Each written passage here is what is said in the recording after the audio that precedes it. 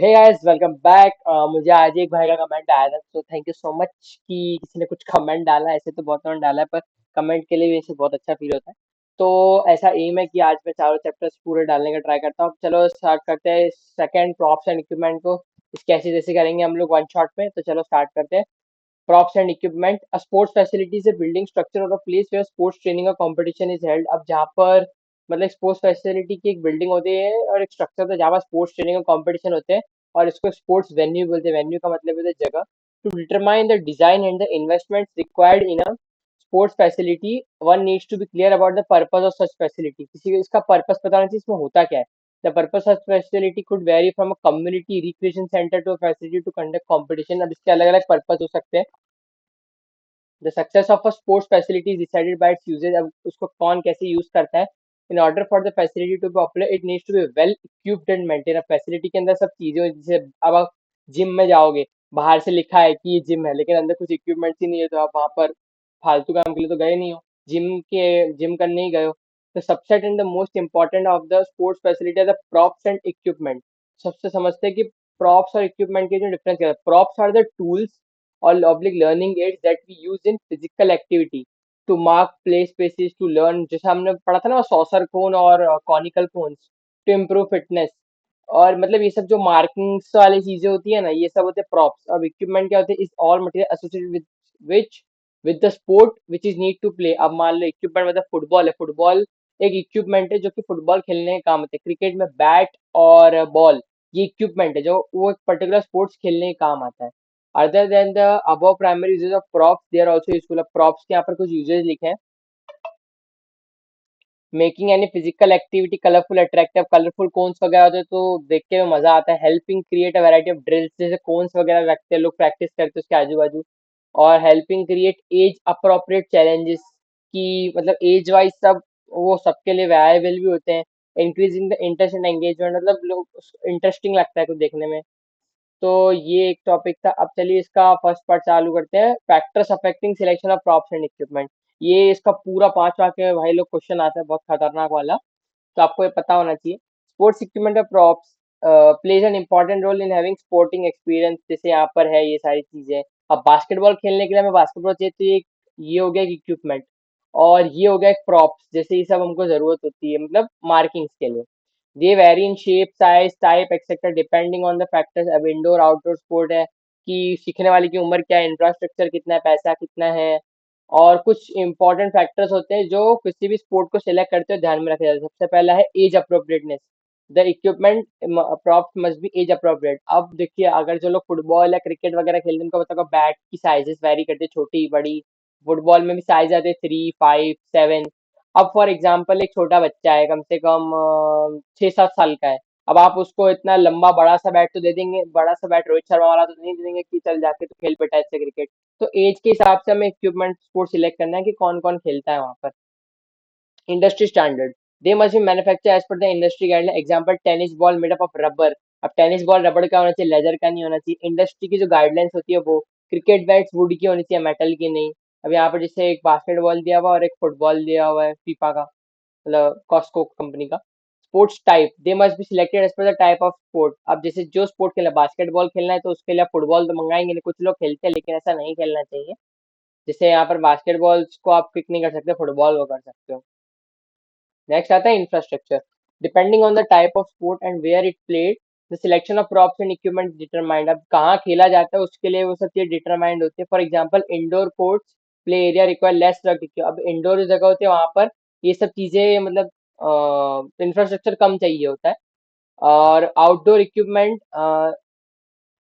For example indoor play area requires less rugged equipment that an outdoor equipment that are exposed to direct sun and other harsh weather. The type of equipment and props is determined by the mobile, makeshift and permanent play space. For example, a permanent goal post, basketball post। अब ये सब depend करते हैं। जैसे outdoor वाली चीजें होती है वो धूप के कांटेक्ट में ज्यादा रहती है, तो उसके लिए आपको सिर्फ कैसे चीजें सिलेक्ट करने को आपको देखना है। इंडोर में धूप के कांटेक्ट में नहीं आते तो जल्दी खराब नहीं होगी। For example permanent goal post, basketball post, volleyball poles are required to be installed in permanent designated place. अब उनकी एक जगह फिक्स होती है कि वहां पर जाके आपको उसको खेलना है, और वो एक उसकी जगह फिक्स होती है कि आप वहां से उसको हटा के दूसरा भी लगा सकते हैं। If the play area is used for multi-purpose activity, the dismantleable mobile type of the same equipment are to be used. अगर मतलब अलग अलग जगह मतलब मल्टी एक्टिविटी के लिए यूज होता है एरिया, तो वहां पर आपको मतलब मेक शिफ्ट या वही लिखा है, if the play area is use for the multipurpose activity the dismantleable mobile type of the same equipment. मतलब मोबाइल टाइप का यहाँ मतलब क्या, मोबाइल मतलब make shift and permanent play space.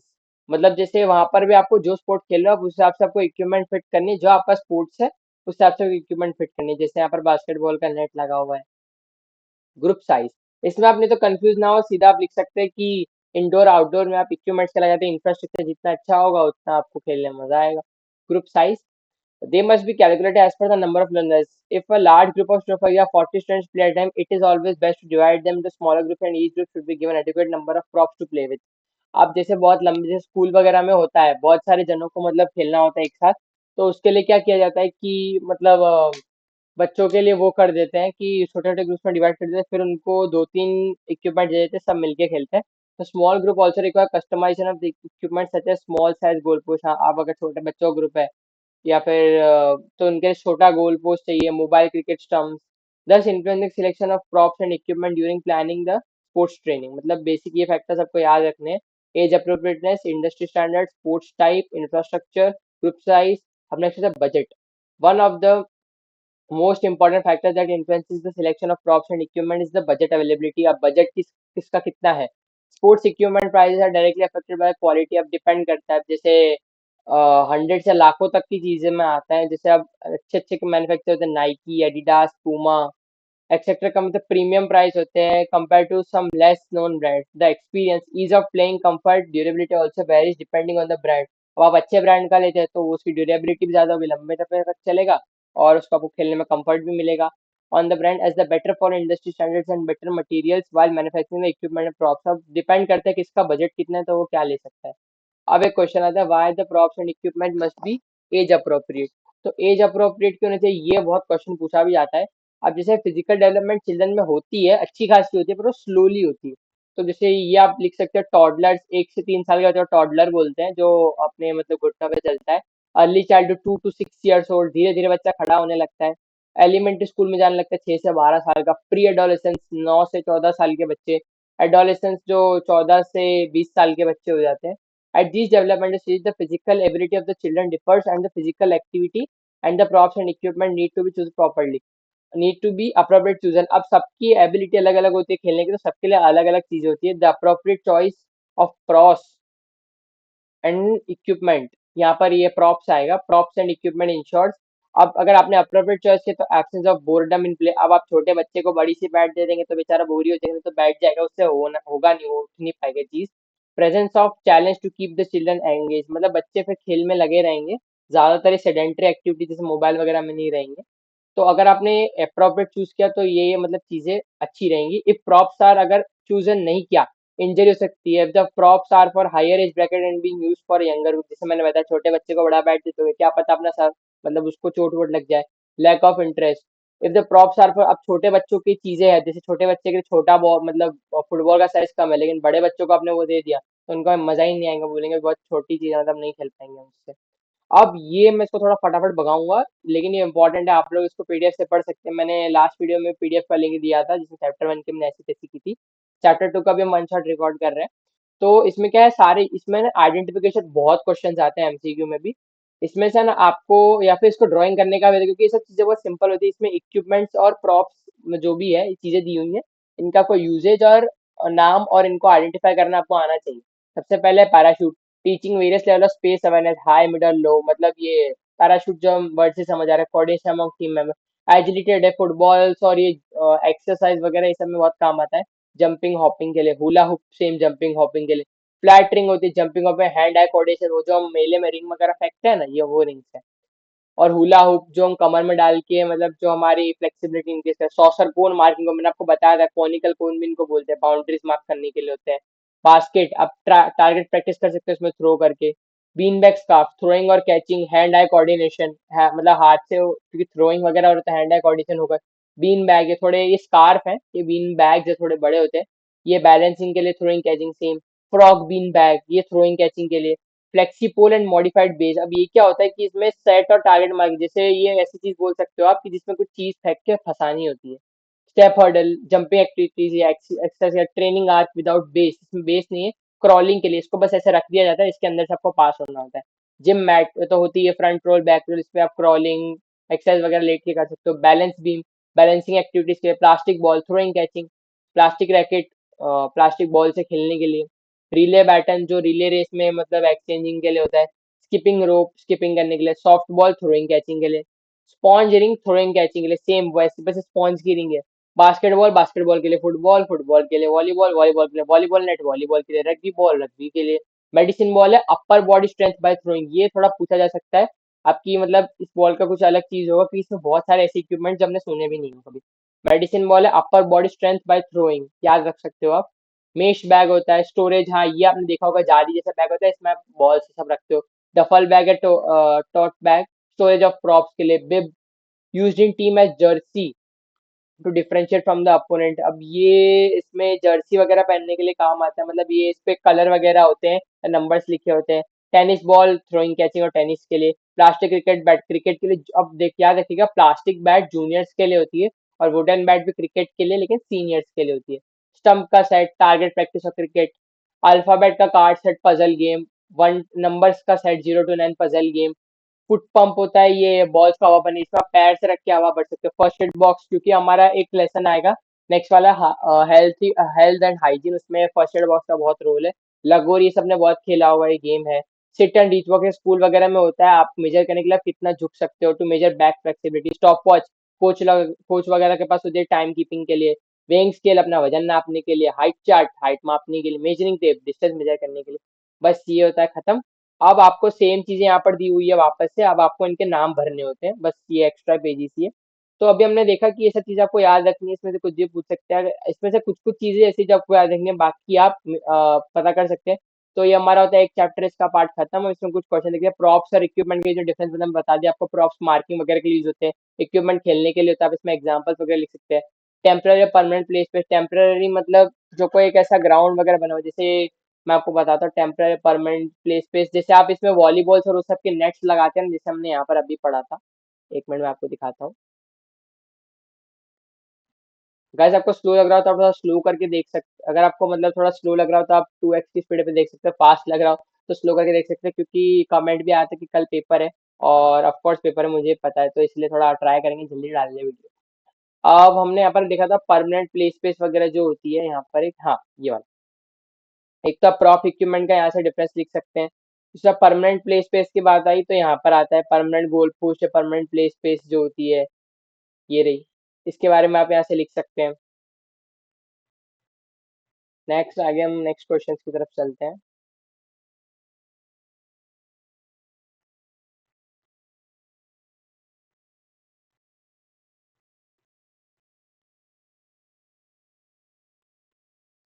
Next है सब्जेक्टिव क्वेश्चन जो पूछा है, list the factors affecting selection, age appropriate, industry standard, budget, ये सब जो अभी हमने पढ़े। Why props and equipment should be age appropriate, अभी हमने पढ़ा। बहुत इंपॉर्टेंट क्वेश्चन ये भी पूछा जाता है। What are the negative effects of selecting non age appropriate props and equipment during black, ये आप खुद भी लिख सकते हैं, इसी के रिलेटेड क्वेश्चन है। तो ये हमारा था इसका एक पार्ट खत्म। नेक्स्ट पार्ट पे आते हैं, maintenance and process of inspection of field, inspection maintain sports facilities. अब इसमें क्या पढ़ेंगे, आप जो चीजें वगैरह रखते हैं जैसे नेट वगैरह फटे हुए रहते हैं, तो इन सबका इंस्पेक्शन करना, इन सबको मेंटेन करना, ये सब चीजें पढ़ते हैं हम इसमें। The play space, ground court etcetera can and play equipment are subject to changes based on usages and other factors. अब ये सब जो होते हैं कि यूजेज और अदर फैक्टर्स पे डिपेंड करते हैं। Therefore they must be inspected on a regular basis, इन सबको बार बार चेक किया जाता है, जैसे कि फट रहा है, कि टूट फूट तो नहीं जाएगा, जंग लग गया है। The frequency of the inspection will be determined by many factors, including use कैसा है उसका, ओवर यूज होता है कि इक्विपमेंट एज, मटेरियल्स है, एक्सटर्नल फैक्टर्स है लाइक क्लाइमेट है, आग वगैरह लग गई, या फिर एज ऑफ द यूजर्स है। तो इन सब के मतलब फैक्टर्स होते हैं जिसकी वजह से इन सब चीज़ों पे इफेक्ट पड़ सकता है। तो इसमें सबसे पहला आता है लो फ्रीक्वेंसी का इंस्पेक्शन, इसको क्वार्टरली या सेमी एनुअली किया जाता है। और लो फ्रीक्वेंसी इंस्पेक्शन जो होते हैं are in depth investigation of the equipment and surface looking for wear and tear, टूटना फूटना फटी फूटी चीजों को देखना होता है, इन डेप्थ होता है। This inspection requires staff member with mechanical knowledge and extensive knowledge about play equipment surface standard, मतलब इसमें एक आदमी चाहिए जिसको मैकेनिकल नॉलेज हो, इसको ठीक कैसे करा जा सकता है, और जिसको खेलने की मतलब वो मतलब इसको कहाँ यूज करते हैं और इसका चीज कैसी है, वो खराब है कि नहीं, उसकी नॉलेज होनी चाहिए। ड्यूरिंग और immediately after inspection staff should do preventive maintenance and repair और remove damage equipment to remedy problem discovered in the inspection. अब इंस्पेक्शन क्या है, उसको ये सब ठीक करनी चाहिए, अपनी चीजों में सुधार लाना है, ये सब जो उसने इंस्पेक्ट किया। An example of this type of maintenance would be replacing heavily worn chains that were noted during the inspection। अब कुछ चीजों का यहाँ पे एग्जाम्पल दिया है। अब जैसे यहाँ पर एक ग्राउंड की बात है, हाई फ्रीक्वेंसी इंस्पेक्शन, इसको डेली वीकली इंस्पेक्शन, मतलब डेली वीकली करते हैं, इसलिए इसको हाई फ्रीक्वेंसी बोलते हैं। Look at frequently changing conditions, मतलब हाई फ्रीक्वेंसी मतलब इंस्पेक्शन में क्या होता है कि आप डेली वीकली चीजों को अच्छे से देखते हैं। अब जैसे यहाँ पे लिखा, look at frequently changing condition cause of fire, weather और वैंडलिज्म। अब फायर वगैरह, आग वगैरह लग गई, या वैंडलिज्म मतलब किसी ने कुछ खराब खराब कर दिया, तो उसमें आपको चेक करना पड़ता है रोज। During a high frequency inspection staff checks and corrects playground condition such as loose fill surface depth sanitation issues and the presence of trash and debris. मतलब इसमें ग्राउंड का बेसिकली यहाँ बताया कि ध्यान रखा जाता है कि आपको क्लीन वगैरह कैसे करना है, कचरा वो वगैरह नहीं फैलाना है। If any hazards are discovered staff should follow school और agency procedure such as completing documentation taking the area out of use. मतलब चीज को ठीक करना, प्रोसीजर फॉलो करना, डॉक्यूमेंट कंप्लीट करके इसको सही करना होता है। अब यहाँ पर एक ये कुछ दिया है कि मतलब use the following checklist for the inspection of play area, ये आप कहीं भी कर सकते हैं पर ये इतना पूछा नहीं जाता। बस आपको सब पता होना चाहिए कि इसमें जैसे टेबल में दिया क्या क्या है, वो पढ़ते हैं पहले। एक तो करेक्टिव एक्शन आपको क्या लेना है, ये सब चीज है कि नहीं है, पर्सन रिस्पॉन्सिबल मतलब कौन है, और कंप्लीशन डेट आप कब करेंगे। जनरल एक तो is the playground generally clean and well maintained, हाँ या ना। Can the playground with safety reach by, मतलब बाईसाइकिल वगैरह, ये सब आप पढ़ सकते हैं। कि are signs presented in both written and graphic form, मतलब ग्राउंड के अंदर जो भी चीजें होती है वो सब सही है कि नहीं है, उनका आप ठीक कैसे कर सकते हैं। और आर पेस्टिसाइड्स और हर्बिसाइड यूज यस, या फिर कंप्लीशन डेट आपने कब खत्म किया, कौन रिस्पॉन्सिबल था, और करेक्टिव एक्शन आपने क्या लिया इसके लिए, तो ये सब चीजें आप पढ़ सकते हो। सुपरविजन करना, मेंटेनेंस करना। जैसे is the playground actively supervise, are pathways at least 1.22 metre, मतलब ये ग्राउंड के क्राइटेरिया हैं क्योंकि ये बहुत सारे। तो इससे भी हमारा एक ये टॉपिक फटाफट खत्म हो जाता है। Maintenance and service of sports facilities, अब स्पोर्ट्स फैसिलिटीज की सर्विसेज अब करना। To keep quality sports surfaces ground वगैरह को maintain, it is necessary to do regular maintenance. अब हमने वहां पर पढ़ा था कि मेंटेनेंस मतलब होता क्या है, बेसिकली करते क्या क्या है। अब इसमें है कि उसको करना कैसे है। जैसे वहां पर पत्ते हैं, पत्थर वगैरह है, शार्प ऑब्जेक्ट्स है पिच पे, उसको हटाओ। फ्लोर को डेली स्वाइप करना चाहिए अगर सीमेंटेड फ्लोर है तो। और फॉर एग्जाम्पल अगर बैडमिंटन का कोर्ट है तो आप वहाँ पर कोई शार्प वाले शूज पहन के ना जाए, एथलीट वगैरह के जो रिकमेंडेड शूज है वही पहने। Maintain cleanliness of pitch and its surrounding, cleanliness maintain करनी है। प्रॉप्स और इक्विपमेंट की क्लीननेस करनी है, और गोल पोस्ट, वॉलीबॉल पोल, ये सब पोस्ट का मेंटेनेंस चेक करना है। सफिशिएंट डस्टबिन रखने हैं, और स्पेशल मेंटेनेंस होना चाहिए at least once a year. Level and slope of the ground should be such that the is there is no water logging, मतलब ग्राउंड की लेवलिंग और स्लोप ऐसा रखना चाहिए कि पानी की, मतलब ये पानी जमा हो जाता है ना बारिश वगैरह में गड्ढे में, वो सब नहीं होना चाहिए। कि साल में एक बार ऐसे ग्राउंड को लेवलिंग वगैरह होनी चाहिए। रिपेयर और चेक होना चाहिए, ड्रेनेज सिस्टम का होना चाहिए। Special brushing with professional machinery, मतलब उसको उसे क्लीन करने के लिए या फिर उसको एक तरह से आगे तक ड्यूरेबिलिटी रहे, ये सब। Follow the maintenance instruction carefully for all artificial turf के लिए जो अलग अलग चीजें आती है, जो आर्टिफिशियल ग्रास होती है। और ये बहुत इंपॉर्टेंट है, इसमें क्वेश्चन आगे चांस कम रहते हैं लेकिन क्या पता पूछ भी सकता है। कि एग्जाम्पल दिया, फुटबॉल में हवा कितनी होनी चाहिए, पीएस यहाँ पर यूज किया हुआ है 5.5, और 16 पीएस जितनी की फुटबॉल में हवा होनी चाहिए, ये आपको याद रखना है। तो अब इसमें बास्केटबॉल में 7 से 9 पीएस की हवा होनी चाहिए। और इस सब में मतलब ये एक मशीन होती है जिससे आप हवा का मेजर चेक कर सकते हैं।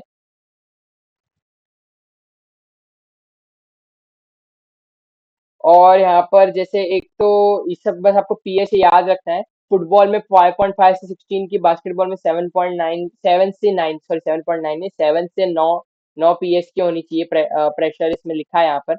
और वॉलीबॉल में 5.8 to 6.5, फुटबॉल में 5.5 to 16, वॉलीबॉल में 7 से 9, बास्केटबॉल में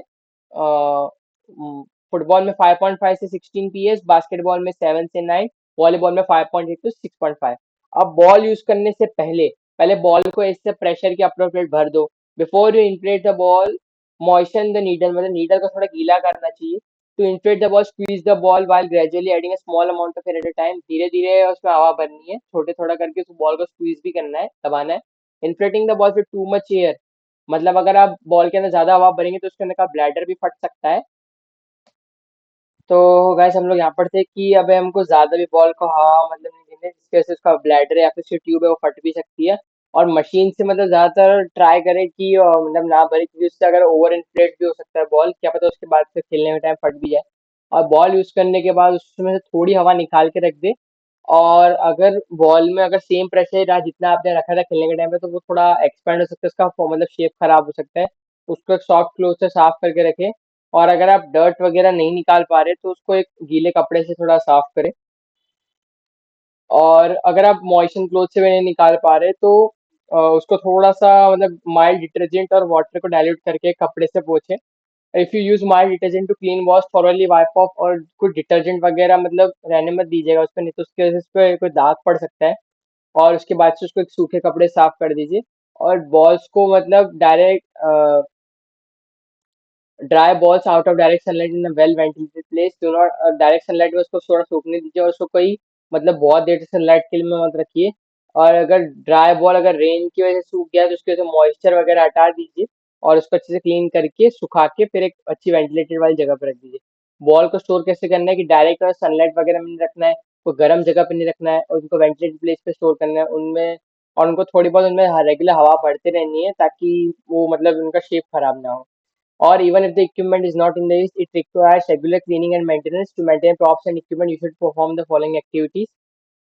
अगर यूज में नहीं है तो फॉलोइंग आपको ये चीजें करनी है। After the activity use a dry cloth, मैंने आपको बताया कि, और वेल वेंटिलेटेड प्लेस में स्टोर करना है, सनलाइट ना हो। और उसको मतलब ड्राई क्लॉथ से वगैरह वाइप करना है। और प्रॉप्स और इक्विपमेंट की कंडीशन चेक करनी है रेगुलरली, ताकि उस पे like check the condition of the props equipment regular to avoid using a damage prop.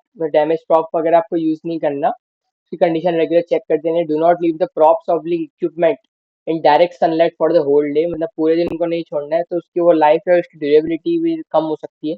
Do not store the props and equipment made of iron metal in A damp place, the moisture, मतलब उसको कोई ऐसी मतलब shady वाली जगह पे ना रखें क्योंकि मॉइस्चर के उस पे मतलब जंग लग सकता है। Do not apply water any leather props and equipment, always use dry cloth. ये आपको याद रखना है कि ड्राई मतलब जो लेदर वगैरह के आइटम है, प्रॉप इक्विपमेंट, उस पे कभी गीला कपड़ा ना लगाए, हमेशा ड्राई क्लॉथ यूज करें। और अब क्वेश्चन आंसर्स पे आ जाते हैं। डिफरेंशिएट करें लो फ्रीक्वेंसी हाई फ्रीक्वेंसी, अभी हमने पढ़ा। अमाउंट ऑफ प्रेशर बास्केटबॉल में सबसे पहले, फुटबॉल में कितना होता है? और सबसे पहले हम इसकी बात कर लेते हैं। बास्केटबॉल की 7 से 9 होता है, वॉलीबॉल में 5 से शायद 5 to 6.5 जितने का प्रेशर होता है। 5.8 से 6.5, और फुटबॉल में 5.5 से 16 का प्रेशर होता है। ये मेंटेनेंस कैसे करना है आपको, मतलब procedure for ball before and after अभी हमने पढ़ा। इसमें आप कुछ कुछ चीजें कॉमन है तो आप अपने हिसाब से भी लिख सकते हैं। बिफोर एंड आफ्टर से, बिफोर में बस बेसिक चीजें ही है, आफ्टर वाली थोड़ी ज्यादा है, आपको कपड़े से वाइपिंग वाली चीज ज्यादा है। Explain the factors affecting the condition of the play,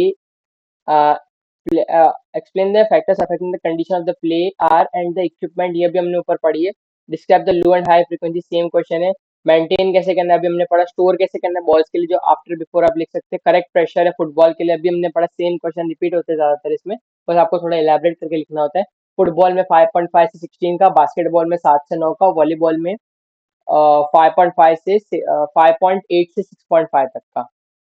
इतने इतने बार पढ़ा, अब तो याद ही हो गए। हाँ, यही सारे मतलब होते हैं। अब इस तो गाइस ये हमारा चैप्टर खत्म होता है। नेक्स्ट हम लेंगे हाइजीन एंड सेफ्टी पे। तो चलो गाइस मिलते हैं नेक्स्ट वीडियो में, तब तक के लिए बाय बाय। और ट्राई करेंगे कि नेक्स्ट वीडियो भी फटाफट आ जाए, देखते हैं कितना जल्दी इसको हम ले सकते हैं। वन शॉट में लेंगे नहीं तो पार्ट्स में ले लेंगे। Thank you so much.